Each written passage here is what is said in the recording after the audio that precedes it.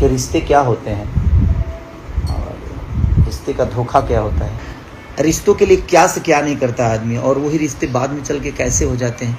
सारे रिश्ते ऐसे नहीं होते हैं, बट हमें रिश्ते की सच्चाई जब पता चलती है तो हमारे पैरों से ज़मीन खिसक जाती है। तो भाई बहुत सारी चीज़ें आपको रिश्ते में देखने को मिलेगा, या गाने हो या शो हो, कार्यक्रम हो, जो भी हो, वो भोजपुरी सेलिब्रिटी मैनेजमेंट ही उसको तय करती है और वही से उसी ऑफिस से सारी तो चीज़ें। दोस्तों जैसा कि आप जानते हैं, सुधीर सिंह के इवेंट होने के बाद पवन सिंह गुस्से में एक अपने फेसबुक पेज पे पोस्ट किए हैं। जैसा कि आप यहाँ देख सकते हैं, पवन सिंह के फेसबुक पेज है और नीचे आकर ऐसे देखेंगे, यहाँ पे लगता है आज के समय, ऐसे यहाँ लिख कर ये वो फोटो पोस्ट किए हैं जो लिखे हैं, लगता है आज के समय किसी के लिए भक्ति भाव भी मजाक बन गया है। आगे क्या बोलूँ, शायद मेरे मुंह से शोभा नहीं देता। जय श्री राम।